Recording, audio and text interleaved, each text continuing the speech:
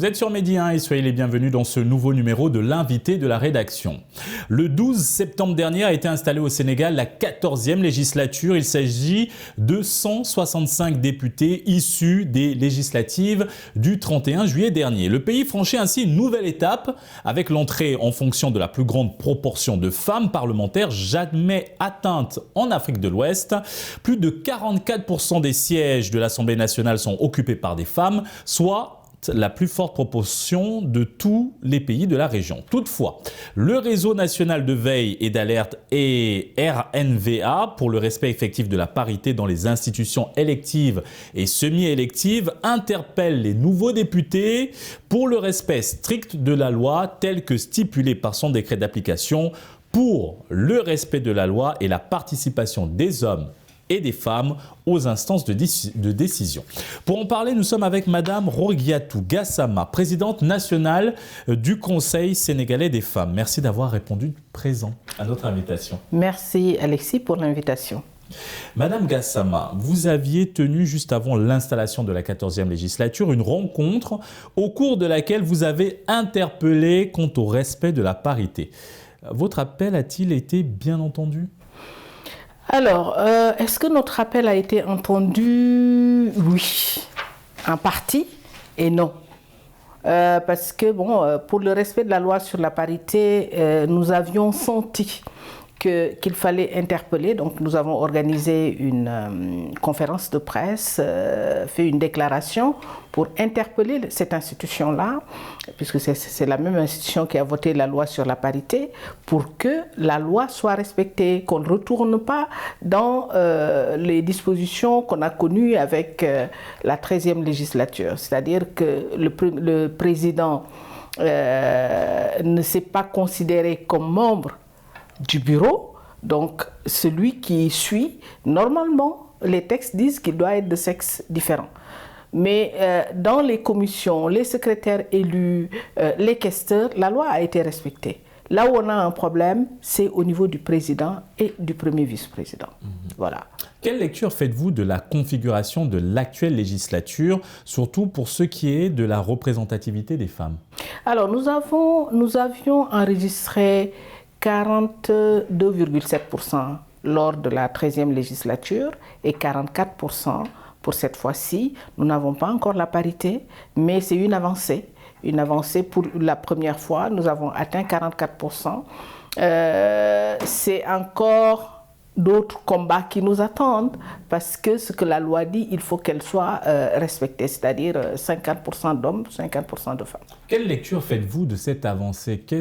Quelle est sa signification, sa particularité? Sa particularité, c'est que le Sénégal et les institutions, d'une manière générale, sont conscients qu'il faut respecter les engagements internationaux, notamment l'engagement que le Sénégal a pris, parce que tout le monde sait que le Sénégal a ratifié presque toutes les conventions, les chartes. Donc, cet engagement doit être respecté, que ce soit au niveau international ou sous-régional.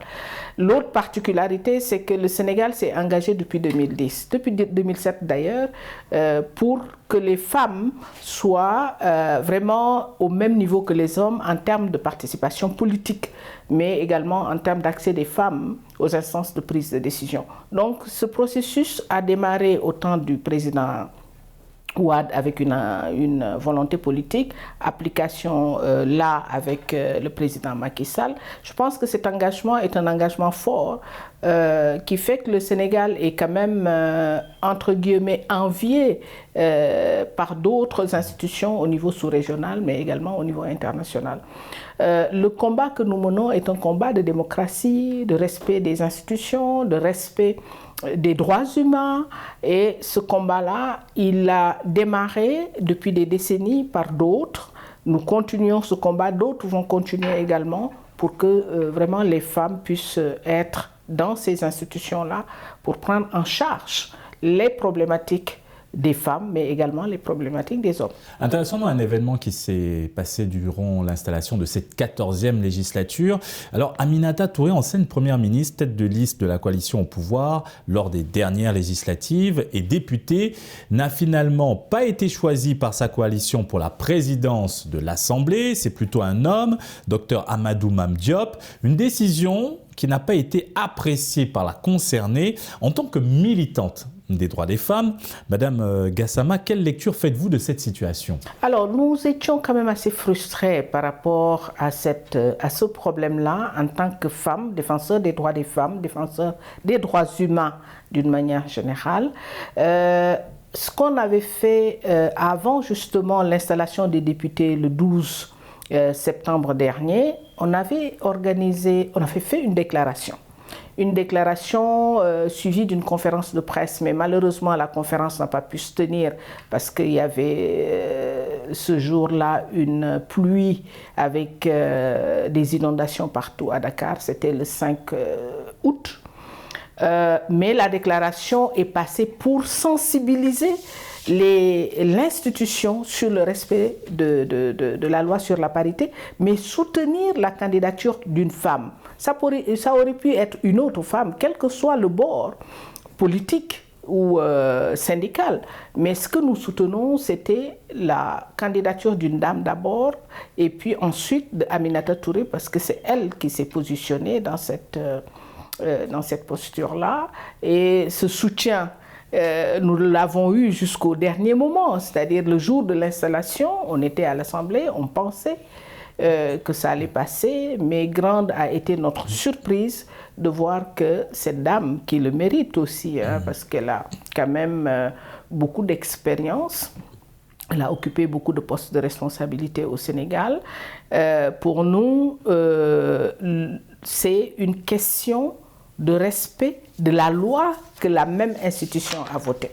Alors, comment davantage accroître la participation des femmes aux postes électifs et aux autres postes de décision? Alors, il faut renforcer la formation, la sensibilisation, mais il faut que toute cette dynamique soit accompagnée par une volonté politique. Et je pense que si on est accompagné par cette volonté politique du chef de l'État que nous interpellons à chaque fois, cette volonté politique qui les a amenés à croire aux femmes jusqu'à faire voter cette loi, je pense que c'est la même volonté politique que nous attendons de la part des autorités sénégalaises pour quand même que cet accompagnement-là soit une réalité. En parlant d'application de la loi au Sénégal, une loi de 2010 exige une parité absolue entre les sexes dans toutes les institutions électives, les listes de candidats devant alterner entre hommes et femmes. Qu'en est-il aujourd'hui de l'application de cette loi sur le terrain ? Alors, vous savez que nous avons eu deux élections qui se suivaient, les élections locales et les élections législatives. Et la première application, ce sont les listes. Vous savez que c'est une loi qui est contraignante. Si la loi n'est pas appliquée dans la composition des listes, elle est déjà rejetée. Donc là-dessus, on a eu quand même des applications, même s'il y a eu quelques... je dirais quelques incompréhensions par rapport à la confection de certaines listes, notamment les noms, par rapport aux noms, parce que vous savez qu'il y a des noms au Sénégal qui ont des consonances masculines et féminines.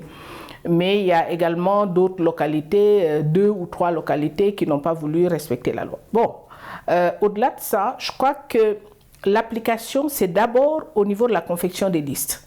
La deuxième application, c'est au niveau de l'installation des bureaux, et que ce soit au niveau municipal ou départemental, et après au niveau de l'Assemblée nationale. Donc ces deux institutions sont vraiment concernées au premier point parce que ce sont des institutions qui sont rappelées dans la loi, les institutions électives et semi-électives.